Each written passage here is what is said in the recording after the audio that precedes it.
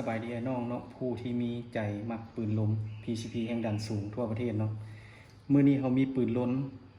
มมานำเสนอเนาะตัวนี้จะเป็น MC เด้อลูกค้าเด้อแต่ว่า MC ตัวนี้มันจะเป็น MC อย่างเนาะเขาสิมานำเสนอมื้อนี้เนาะ MC ตัวนี้เป็น MC งานไสงอนเนาะแต่ว่าเขาได้เปลี่ยนแล้วเนาะเปลี่ยนตัวนี้เป็น24แหวนเนาะว้าวตัวนี้มันเปลี่ยนเป็นวาล์ว24แหวนเนาะตัวนี้จะเวลาเขายิงเนาะหรือว่าความแม่นยำจะสูงกว่าเนาะกว่าวาล์วธรรมดาเนาะตัวนี้เป็นวาล์วธรรมดาตัวนี้เป็นวาล์วธรรมดาวาล์ว8แหวนเนาะแต่ว่าตัวนี้เขาเปลี่ยนแล้วเปลี่ยนเป็นวาล์ว24แหวนเนาะเวลาลูกค้าเอาไปยิงเนาะความชัดเจนจะสูงและก็สามารถตั้งลมสูงได้เนาะเหล็กมันจะบ่ไหลเนาะเพราะว่าตัวนี้เป็นเหล็ก24แหวนปืนตัวนี้แม่นราคาเขาขายอยู่แม่น7.5 ล้านเนาะเป็นยังราคาธรรมดาปกติแม่นเขาขายราคา6.5 ล้าน6.5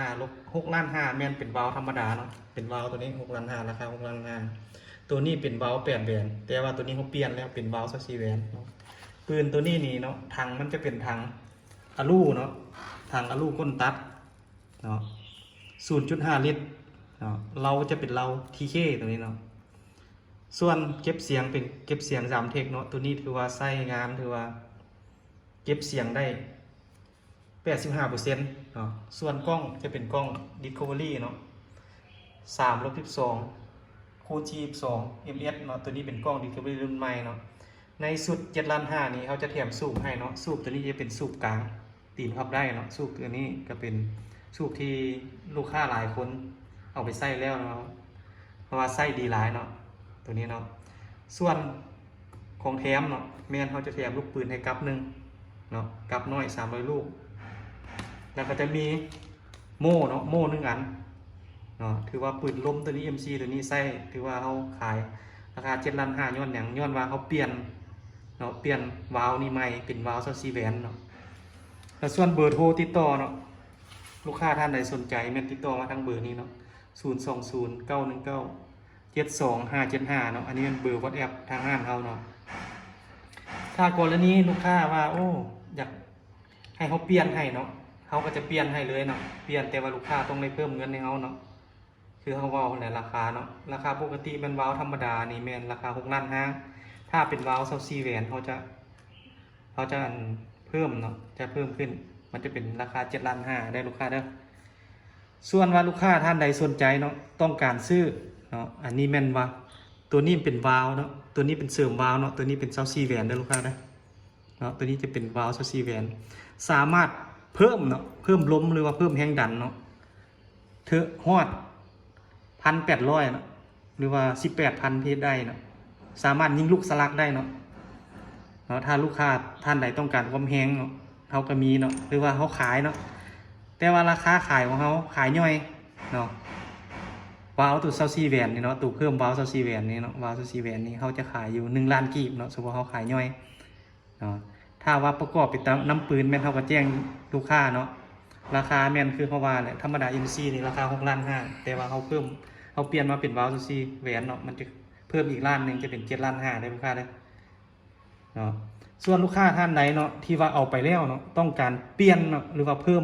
ลมเนาะเวลาเปลี่ยนแม่นให้ลูกค้าเนาะตัวนี้มันจะเป็นวาล์วธรรมดาเนาะตัวนี้เป็นวาล์ว8แหวนเนาะเวลาลูกค้าเอาไปเนาะลูกค้าจะเปลี่ยนลูกค้าต้องได้หันออกเนาะ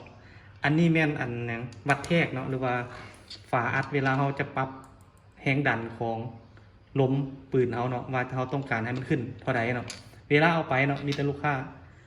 มั่งออกเนาะคือว่ามั่งนี้ออกเนาะมั่งออกเนาะอยู่ในนี่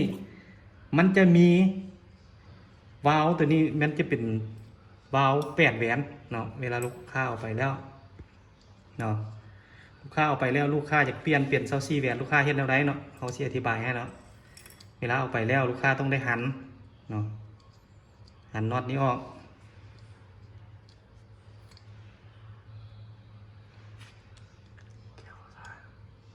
หันออกแล้วดึงออกเนาะดึงออกแล้วลูกค้าจะยู่ตัวแหวนอยู่ในนี่ออกเนาะเพราะว่าอยู่ในนี่มันมีแหวนตัวนี้เป็น8แหวนเนาะลูกค้าสังเกตเบิ่งเนาะตัวนี้8แหวนเวลานั้นลูกค้าจะมาเปลี่ยนเป็น24แหวนเนาะลูกค้าจะหันตัวนี้ใส่